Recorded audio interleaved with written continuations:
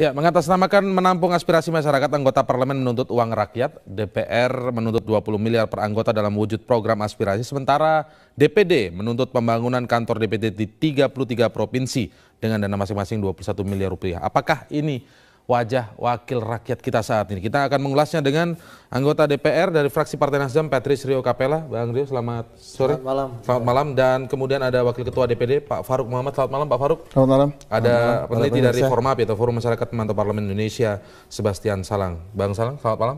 Selamat malam. Baik, kita mulai dari Bang Rio terlebih dahulu. Terbaru soal dana aspirasi ini, fraksi Nasdem tiba-tiba menggelar konvers, menyatakan tidak setuju dengan penjelasan yang panjang tadi di paket pengantar kita atau di berita pengantar kita sebelumnya.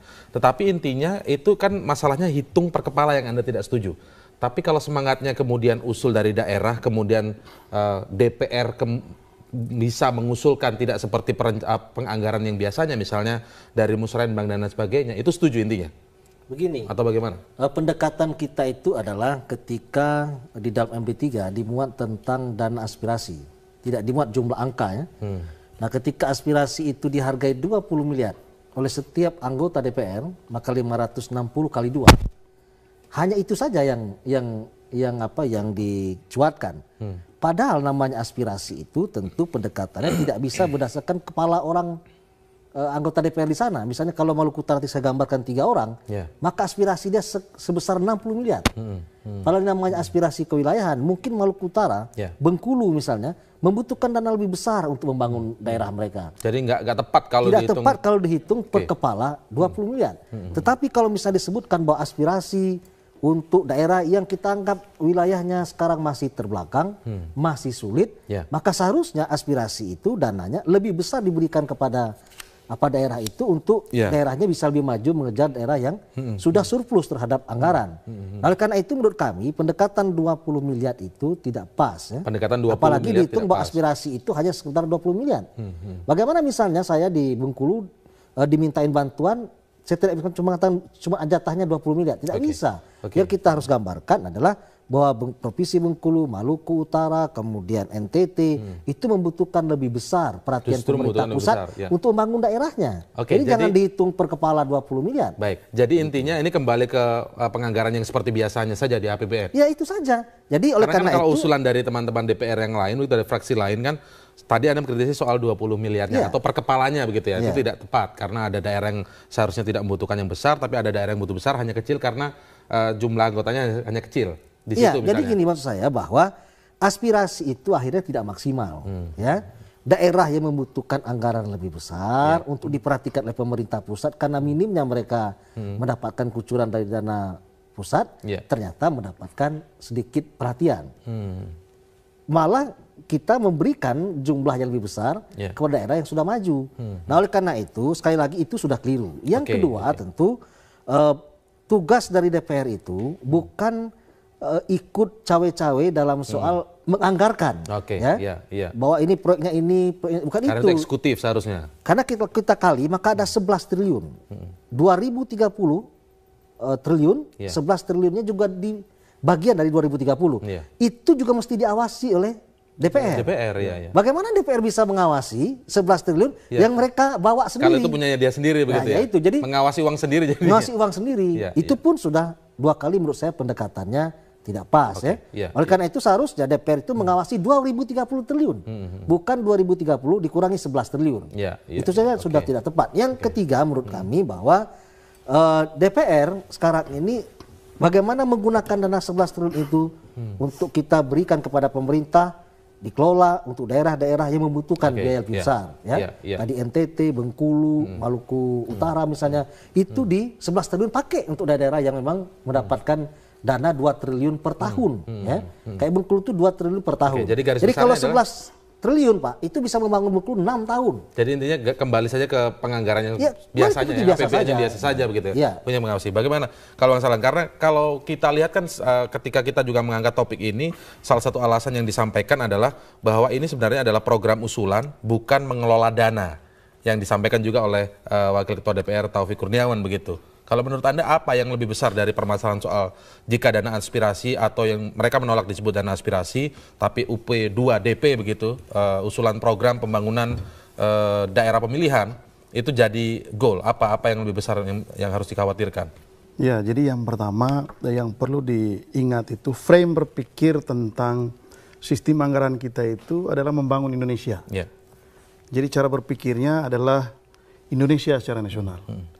Lalu kalau disederhanakan ke dana aspirasi 20 miliar tadi, itu memang menciptakan ketidakadilan baru gitu dalam proses pembangunan di daerah.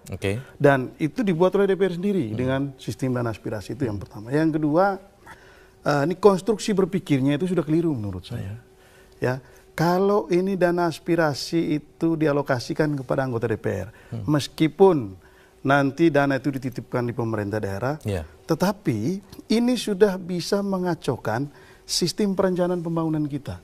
Jadi seolah-olah ada rencana pembangunan yang di luar dari perencanaan yang dibuat secara nasional, baik di tingkat lokal maupun di tingkat nasional. Itu. Yang ketiga, ini mengacaukan pola pengelolaan anggaran. Nah, lalu kemudian kacaunya di mana kira-kira Mas? Ya, pola pengelolaan anggarannya nanti ada 20 miliar yang diberikan otoritas kepada anggota DPR, lalu kemudian mekanisme teknisnya tetap pada pemerintah. Lalu pertanyaan yang kemudian, siapa yang bertanggung jawab atas uang ini? Atas uang ini. Kalau terjadi apa-apa, pemerintah daerah bilang itu uangnya DPR. Gitu. Tapi DPR bilang, oh yang kita sudah serahkan kepada pemerintah daerah. Jadinya nanti, nanti ke depannya akhirnya uang ini menjadi seolah-olah dana tidak bertuan, dan itu lepas dari pertanggungjawaban. Yang ketiga, ini mengacaukan pola relasi antara eksekutif dan legislatif. Yang tadi dijelaskan. Kalau ini DPR juga ikut terlibat di dalamnya, maka kemudian fungsi kontrol DPR itu menjadi berubah. Bias berubah itu. Ya. Jadi yang terjadi itu adalah hubungan perselingkuhan gitu di antara eksekutif dan legislatif, karena dia menjadi bagian dari pelaksanaan anggaran.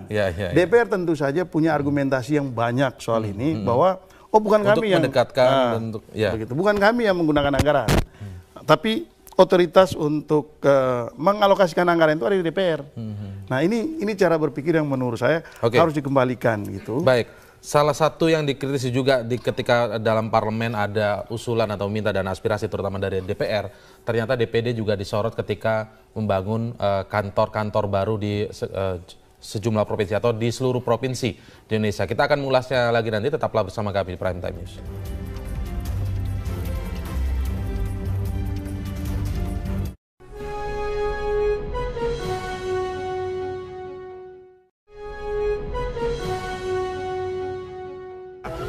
Anda terus ingat, jadi bangun DPD itu coba, nih orang Jogja mana?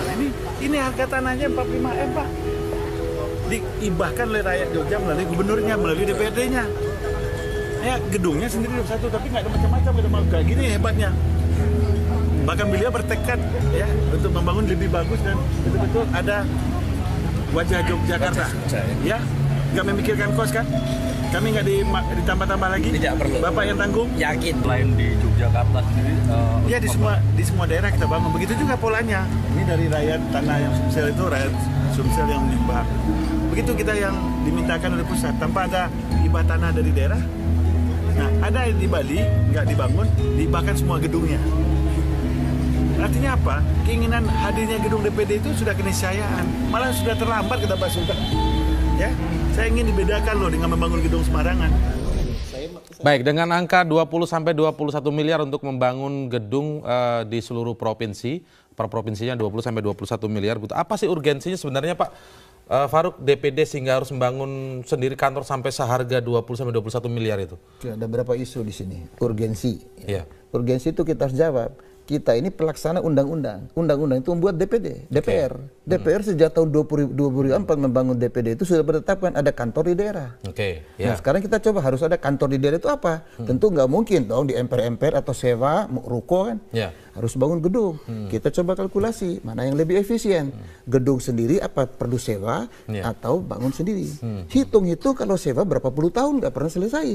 Atau anggota masih bayarnya beda. Hanya diputuskan bangun. Bangunlah asal mulanya dalam periode lalu saya sebagai anggota hitung-hitung keluarlah angka bangunan fisiknya saja itu sudah 34 miliar. Dibahasnya dulu di periode sebelumnya. PURT kan. Saya bukan anggota PURT. Saya ini kan teman-teman saya kira 50 tanda tangan menolak. Menolak 34 miliar per gedung boleh ya? bangun kantor yang wajar lah, jangan mewah, jangan boros. Jadi 21 miliar sekarang ini wajar? Wajar, jadi turun dari itu, saya belum katakan wajar ya.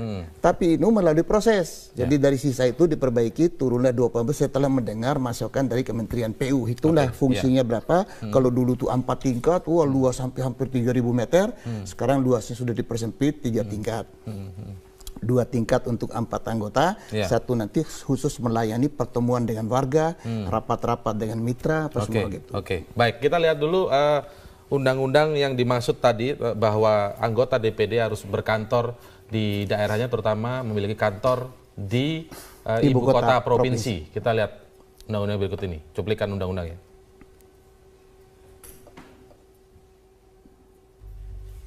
Ya, pada Undang-Undang nomor 17 tahun 2014 ini sebenarnya tentang MD3, di bab 4 nanti tentang DPD, terutama di pasal 252 ayat 4.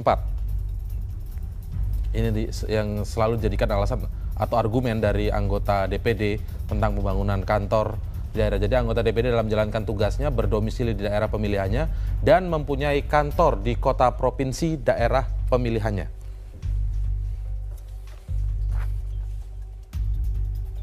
Jadi karena sudah ada di undang-undang, ini menurut Anda bisa dibenarkan atau masih bisa dikritisi juga kalau Bang Salang sendiri melihatnya seperti apa soal kantor DPD? Jadi ini sama nih DPD dan DPR. Sama. Jadi proses soal perjuangan untuk memasukkan dana aspirasi dalam undang-undang itu sudah lama sekali. Oke. DPD juga begitu. Sudah lama juga. Memasukkan usulan supaya kantor di daerah di provinsi itu dicantumkan di dalam undang-undang MD3. Lalu ketika itu ada, itu dijadikan landasan untuk mengatakan ini loh dasar hukumnya. Jadi padahal kita semua tahu bahwa pasal itu bisa dimasukkan kapan saja dan bisa dikeluarkan kapan saja. Padahal oleh yang membuat. Nah, padahal begini. Padahal begini. Saya ikuti betul proses sampai pada sekretariat atau kantor di daerah di DPD ini. Awalnya dulu bicara soal bagaimana kita bicara soal menghimpun, mengakomodasi dan memperjuangkan aspirasi masyarakat. Maka kemudian gagasannya pada saat itu adalah kita membutuhkan rumah aspirasi itu bukan dalam pengertian gedung atau fisik. Tapi itu adalah sebuah konsep pelembagaan pengelolaan aspirasi masyarakat dan aspirasi daerah. Nah, konsep ini maksudnya untuk mengatur, memanage bagaimana aspirasi itu diserap, lalu bagaimana aspirasi itu diolah dan bagaimana aspirasi itu diperjuangkan, dan bagaimana aspirasi itu dipertanggungjawabkan kepada daerah dan harus kepada kantor konstituen. atau fisik begitu ya? Karena itu bukan bangunan, bukan fisik. Dalam perkembangannya, saya ingat betul dalam perdebatan kita di daerah, maka kemudian perlu ada sarana.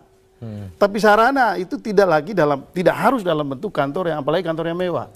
Gitu. Nah, proses awal di DPD itu di banyak provinsi sekarang itu sebetulnya pemerintah daerah menyediakan gedung yang sederhana kepada DPD untuk kantor. Karena ada perdebatan waktu itu. Kalau DPD membangun kantor yang mewah di daerah, maka nanti DPR akan mengatakan, DPD, kamu tidak lagi bersidang di Jakarta. Tinggallah kalian di daerah provinsi. Maka kalian bersidang cukup sekali dalam setahun. DPD juga nggak mau pada saat itu. Karena bunyi pasal itu hati-hati. Ini bisa menjebak DPD juga. Karena itu menurut saya, ini saya kira lembaga negara kita ini latah gitu. Semua pengen punya bangunan fisik. Padahal bukan itu secara substansi yang ingin kita bangun. Dijawab dulu oleh Pak Faruk. Coba dijawab dulu oleh Pak Faruk. Ya, pertama saya koreksi dulu, sidang di Jakarta. Ini Dewan Perwakilan Daerah. Bagaimana mungkin Dewan Perwakilan Daerah itu home base-nya harus di daerahnya? Kan mesti di kantor di mana dia mewakilinya kan? Berarti harus di pusat. Jadi kantor induknya harus tetap di pusat. Di daerah persoalannya, kalau DPR punya partai politik, kalau ke daerah dia punya kantor. Nah, DPD jangan hanya dibayangkan seperti dulu, betul saya juga punya pemikiran setelah kita dalami, tidak. Contoh, saya kasih contoh. Saya turun, saya ketemu dengan warga. Berteriak soal gabah, berteriak soal pupuk, berteriak soal bibit. Di satu kelompok. saya harus pergi lagi ke kelompok lain. Suatu waktu beberapa perwakilan kelompok harus saya undang. Kumpul di suatu kantor. Apa kita bisa duduk-duduk di jalan? Tidak. Jadi harus dipastikan apakah ini suara aspirasi rakyat yang sesungguhnya atau hanya sekedar satu kelompok ini. Oke, jadi memang sangat mekanisme perlukan. itu ada. Mekanisme dengan pemerintah, mitra kerja. Kita harus mengambil gubernur, mengambil bupati. Nah ini loh contoh. Nanti undang-undang desa loh. Dana desa siapa yang mengawasi? Nggak mungkin lagi loh DPR tuh. Di desa saya sudah DPR. Berat sudah. Jadi ini harus kita itu contohnya di perlunya kantor. Bagaimana? Kami pernah membuat pilot project dengan DPD. Ini untuk menjawab ini kegelisahan ini.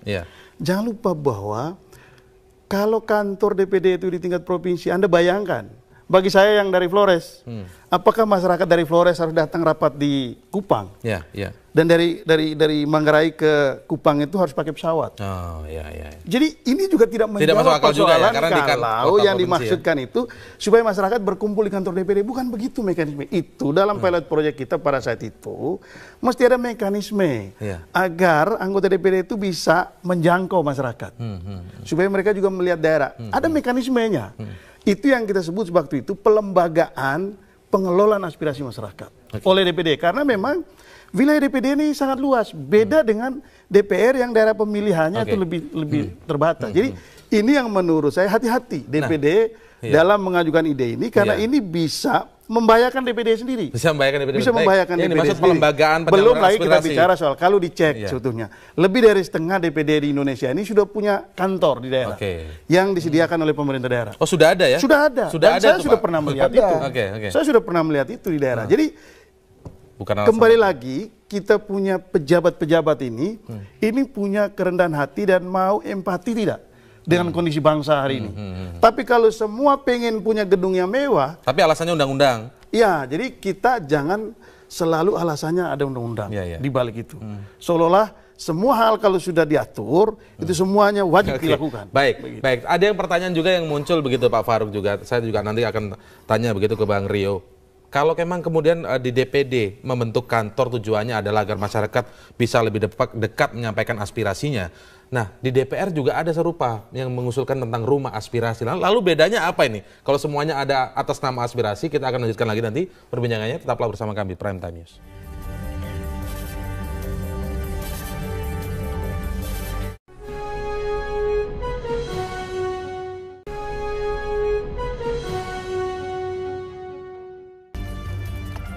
Ya, jika memang akan terus berjalan programnya, maka DPD atau Dewan Perwakilan Daerah akan mempunyai kantor di setiap provinsi dengan pembangunan masing-masing provinsi. Setiap provinsi itu 20-21 miliar rupiah. Nah, ini kemudian dikhawatirkan akan bisa tumpang tindih dengan rumah aspirasi yang juga diusulkan oleh anggota DPR. Saya ingin tanya ke Bang Rio terlebih dahulu. Rumah aspirasi ini sebenarnya berjalan tidak sih? Ya begini, saya agak bingung kalau aspirasi itu dikasih rumah ya. Jadi aspirasi itu nggak perlu ada rumah-rumahnya. Dia melalui pikiran, melalui gagasan, email, kontak by pun, surat menyurat, semua bisa melewati itu tanpa harus dirumahkan. Jadi juga menolak soal rumah aspirasi. Karena nggak ada jaminan juga bahwa rumah aspirasi itu kalau ada, kemudian orang datang rame-rame ke sana mencari kita, nggak juga. Itu banyak rumah-rumah aspirasi di daerah-daerah tutup juga. Atau bisa juga masyarakat datang tapi anggotanya tidak mau datang. Anggotanya tidak mau datang. Atau aspirasi itu nggak diperjuangkan. Jadi kan sama saja. Sebenarnya kita jangan terjebak pada soal-soal seperti itu. Bahwa aspirasi itu tidak mesti orang datang, tapi kita yang menjemput. Kita yang keliling-keliling dan sebagainya. Kemudian kita punya perwakilan-perwakilan partai di tingkat desa, kecamatan itu bisa lewat SMS disampaikan aspirasinya. Seperti tadi saya menerima bupati dari daerah saya menyampaikan aspirasinya kepada saya. Tidak perlu ada rumah. Tidak perlu ada rumah kok. Ketemu di mana? Di rumah makan disampaikan ini begini bawa kepala dinasnya. Kita ada punya masalah, kita mohon bantuan ini 1 2 3 dan sebagainya. Artinya kan aspirasi terus berjalan ya. Nah, sekali lagi tadi berkaitan dengan 20 miliar itu wajar kalau kemudian daerah mengatakan seperti Papua 29 kabupaten kota hanya punya 10 anggota DPR dikasih 200 miliar. Sedangkan yang di Jakarta punya 23 kali 20. Maka wajar kalau misalnya di Jakarta dia mereka punya jembatan, nggak punya sungai, mereka punya sungai, nggak punya jembatan. Nggak ada jembatannya. Iya, karena mereka kesulitan cari jembatan. Jadi di Jakarta bangun jembatan terus padahal nggak ada sungainya. Sungai nggak ada. Di Papua banyak sungai. jembatan nggak ada. Oke, nggak tepat berarti intinya sistemnya. Itu, ya? Jadi pendekatan pembangunan kita itu harusnya ada skema besarnya, kemudian kita sepakati nih, kita kumpulkan beberapa daerah yang memang membutuhkan biaya besar, di situ maka dana digelontorkan. Ya, jangan kemudian kita tidak pernah berhenti membangun infrastruktur. Tapi tetap melalui proses penganggaran seperti biasanya ya? Iya, seperti biasanya, bukan usulan baru yang sekarang diajukan oleh... Bukan kemudian ada 560 anggota DPR, ketika turun reses maka menerima aspirasi macam-macam, maka itu kita bawa ke Jakarta dengan aspirasi macam-macam. Ada yang minta sumur bor, ada yang minta cangkul, ada yang... Tidak begitu maksudnya ya? Tidak begitu. Jadi harus pendekatan itu bukan pendekatan datang pikir, datang akal ya. Jadi tiba-tiba slogan, slogan saya bangun besok. Datang ini minta misalnya Pak tolong bak mandi kita bikin, kan nggak begitu Pak. Jadi 11 triliun itu mesti diberikan kepada daerah-daerah yang memang memanfaatkan. Aspirasi juga namanya. Jadi tidak mesti aspirasi anggota berarti DPR. Yang sudah berjalan selama ini saja ya di APBN begitu. Baik, kembali ke soal yang bangunan tadi, rumah aspirasi tidak dapat aspirasi tidak dirumahkan begitu ya, bukan dalam bentuk rumah. Tapi kalau mendengar penjelasan Pak Farouk tadi, kalau konteks DPD memang dari undang-undangnya harus berada di daerah, berkantor di daerah, kemudian berdomisili juga di daerah begitu, Bang Salang. Artinya tidak ada yang salah sebenarnya. Ya, dari sisi konsepnya itu belum tuntas di DPD. Karena saya ikuti betul proses sejak Ibu Siti jadi sekjen DPD pada saat itu. Jadi konsepnya itu belum tuntas. Sama seperti DPR juga. Sampai hari ini pasal tentang rumah aspirasi itu sudah lama di dalam Undang-Undang MP3, tapi belum dilaksanakan. Karena apa? Karena konsep pengelolaan rumah aspirasi itu belum tuntas. Konsepnya juga belum tuntas. Iya, konsepnya belum tuntas. Nah, saya khawatir betul kalau nanti DPD juga sudah membangun gedung mewah ini, kantor-kantor ini di setiap daerah, belum tentu efektivitasnya juga bisa efektif. Kantor itu belum tentu bisa dilaksanakan secara efektif. Akhirnya kemudian biaya maintenance-nya menjadi sangat mahal. Lagi-lagi negara dibebani untuk ngurus yang kayak begitu-begitu. Padahal ada banyak sekali pekerjaan. Nah, dunia ini sudah berkembang begitu pesat. Ada begitu banyak cara untuk bisa, ada banyak cara dan teknologi sudah membantu itu untuk bisa memanage aspirasi itu agar bisa sampai ke Jakarta. Tinggal bagaimana sebuah sistem di DPD ini mengelola aspirasi itu lalu kemudian disalurkan. Dan ketika aspirasi itu sudah disalurkan dan diperjuangkan, dikembali lagi kan kepada masyarakat. Tapi kalau yang dicontohkan Pak Farouk tadi, misalnya ketika datang ke daerah saat reses, kemudian banyak kelompok yang bertemu, kan nggak bisa melalui gadget saja, nggak bisa melalui teknologi saja. Begini, jangan lupa rancangan anggaran reses itu sudah ditentukan. Sekali reses, seorang anggota itu mengadakan pertemuan di beberapa titik. Anggarannya setiap titik itu sekian. Jadi dana reses. Karena apa? Karena dasar pemikirannya DPD atau DPR itu ke daerah pemilihan bukan hanya di satu tempat, dia harus move ke daerah-daerah. Dia yang bergerak. Karena itu titik-titik itu dibiayai, begitu. Meskipun masih kurang, tapi itulah dasar pemikirannya. Dia tidak. Dia yang bergerak menemui entitas-entitas itu. Anggota itulah yang nanti akan dijawab oleh Pak Farouk. Bagaimana dengan pertanyaan atau ide yang seperti disampaikan tadi oleh Bang Salang? Kita akan melanjutkannya. Tetaplah bersama kami di Prime Time News.